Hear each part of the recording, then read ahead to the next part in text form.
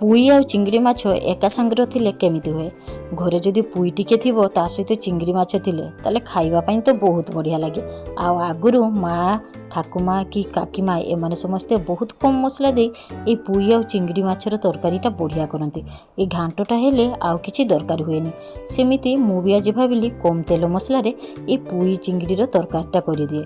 आ बेसी कथा न कही चलतु ये तरकारीटा टिके बनई नहीं ताले पुई शाग तो नहीं ता सहित सबुठ बड़ जिनस चिंगड़ी माछ को भल कि धोई धुआकी रखिदेची। एपटे गैसटा ऑन करदे कढ़ाटा बसईदेली। बसई सारापर कढ़ा तातीगला। एपटे तेल देदेली। तेलटा को भी भल कि गरम कर सारापर चिंगड़ी माछ गुड़ा दे स्वाद अनुसार टिके लुण आउ हलदी दे भल कि माछ गुड़ा को भाजी नौची। ये माछ गुड़ा भल कि भाजी नवा चिंगड़ी माछर बहुत पानी बाहरे से तेलटा भी बेसी लगे। चिंगड़ी माछ गुड़ा देखो कि सुंदर भाजी नहीं। चिंगड़ी माछ तो भजा हो सारी सैड रखिदेली। से कढ़ारे 2 चामच आउ थे तेल नहीं नेली। सेटा देदेली जीरा ता सहित शुक्ला लंका और पियाज जीरा शुक्ला लंका को मीडियम फ्लेम रे भल कि भाजी नौ। एपटे पियाज भजा चलचु सेपटे कौन कौन परिबा काटिची देखंतु। बोईतालु ता सहित आलू अमृतभंडा पुईशाक बैगण एतिकी परिबा थिला। एई परिबा गुडा सब चौको चौको करी काटी नेची।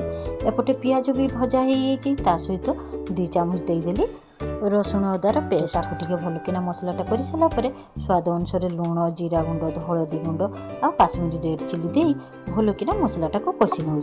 बंगाली माने भी बहुत बढ़िया चिंगड़ी पुई तरकारी करती कि माँ का जमी करती आमर सेपटे से स्वाद आसेनी। से तरकारी टेस्ट अलग और आम तरकारी भी टेस्ट अलग। एपटे अल्प टिके पानी दे से मसलाटा को आउ थे भल कि कषिली। कषि सारापर देखुची जे साइड्रु तेल बाहरी गलानी ताल तो मसलाटा हो सेंट भी बढ़िया आसुची। जी काटिकी रखि परिबा गुड़ा ता सहित टमाटो को देदेली। दे मसला सहित भल कि कषिदेली मीडियम फ्लेम रे। एपटे अल्प अल्प ढांका दे भल कि परिबा गुड़ा को सिझे दूची।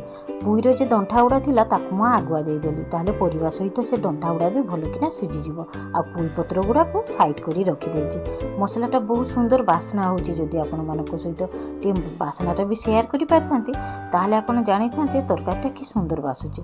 एबे मसला भल कि मसला सहित परिबा गुड़ा भल कि कषि देची। एबे अल्प पानी आ किछि समय बादे बादे ढंकुना दे मु परिबा गुड़ा को भल कि सिझे देबी। सिझे दे सारा पर एबे देखिबो परिबा गुड़ा टिके नरम हो जाइए आ पानी भी छाड़ुची। एबे पुई पत्र गुड़ा देदेवी।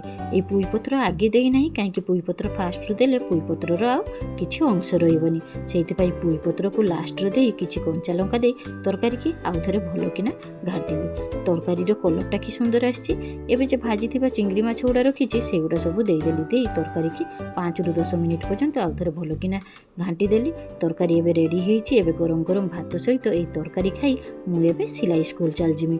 आपण मानक मोर रेसिपीटा केमिति लागला नि कमेंट रे जणेबे।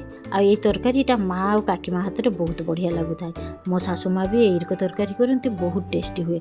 से रेसिपीटा बनई आपण मान सहित शेयर कली। आ मोर ये रेसिपी जदि भल होता है ताहले निहाती कमेंट जणेबे। जय जगन्नाथ नमस्कार।